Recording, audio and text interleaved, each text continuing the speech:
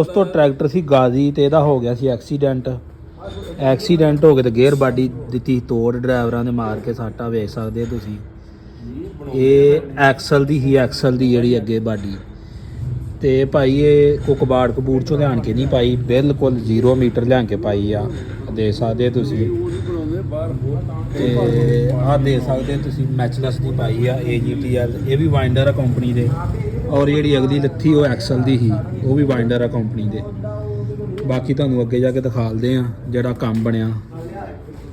ਆਹ ਜੀ ਟਰੈਕਟਰ ਸੀ ਗਾਜ਼ੀ ਟਰੈਕਟਰ ਆ ਤੇ ਆਹ ਦੇਖੋ ਆ ਇਹਦੇ ਪੀਸ ਆ, ਟੁਕੜੀਆਂ ਹਲੇ ਵੀ ਵਿੱਚ ਹੀ ਆ। ਇਹ ਸਾਹਮਣੇ ਨਾ ਬੰਪਰ ਅਸੀਂ ਸਾਹਮਣੇ ਮਾਰਿਆ ਟਰਾਲੀ ਦੇ ਵਿੱਚ ਅਗਲੀ ਦੇ, ਔਰ ਐਡੇ ਜ਼ੋਰ ਨਾਲ ਮਾਰਿਆ ਵਾ ਬੰਪਰ ਵੀ ਥੱਲੇ ਟੁੱਟ ਗਿਆ ਸਾਰਾ ਹੀ।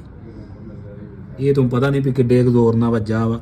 ਔਰ ਇਸ ਸਾਈਡ ਤੋਂ ਮੈਂ ਤੁਹਾਨੂੰ ਦਿਖਾਲਦਾ ਵਾਂ, ਇਹ ਐਸ ਆ ਜਿਹੜਾ ਪੈਰ ਲੱਗਾ ਨਾ ਜੀ ਇਹਦੇ ਇਸ ਸਾਈਡ ਤੇ ਵੀ ਲੱਗਾ ਸੀ, ਉਹ ਵੀ ਮੈਂ ਤੁਹਾਨੂੰ ਦਿਖਾਲਦਾ। ਥੱਲੇੋਂ ਵੈਲਡ ਹੀ ਉਖੜ ਗਿਆ। ਦੇਖ ਸਕਦੇ ਤੁਸੀਂ ਆ ਸਾਰਾ ਜਿੰਨਾ ਵੀ ਵੈਲਡ ਸੀ ਇਹਦਾ ਉਹ ਵੈਲਡ ਪੁੱਟਿਆ ਗਿਆ। ਅਗਰ ਇਹ ਦੂਜੀ ਸਾਈਡ ਦਾ ਵੀ ਵੈਲਡ ਪੁੱਟਿਆ ਜਾਂਦਾ ਤਾਂ ਫਿਰ ਥੱਲੇ ਜਿਹੜੀ ਗੇਅਰ ਬਾਕਸ ਸੀ ਉਹ ਵੱਜ ਜਾਣਾ ਸੀ। ਆਹ ਦੇਖੋ ਇੱਧਰੋਂ। ਬਾਕੀ ਕੋਈ ਗੱਲ ਨਹੀਂ ਜੀ, ਨਵਾਂ ਲੈਣ ਕੇ ਪਾ ਦਿੱਤਾ। 0 ਮੀਟਰ ਵਾਧਾ ਘਾਟਾ ਹੋ ਜਾਂਦਾ ਚੱਲਦੀਆਂ ਛਾਵਾਂ ਦੇ ਅੰਦਰ। ਔਰ ਚੰਗਾ ਲਿਆਣ ਕੇ ਪਾਇਆ, ਉਹ ਤਕਰੀਬਨ 35 ਤੋਂ 36 ਹਜ਼ਾਰ ਰੁਪਏ ਦੇ ਵਿੱਚ ਸਾਨੂੰ ਇਹ ਮਿਲਿਆ ਗੇਅਰ ਬਾਕਸ ਆ।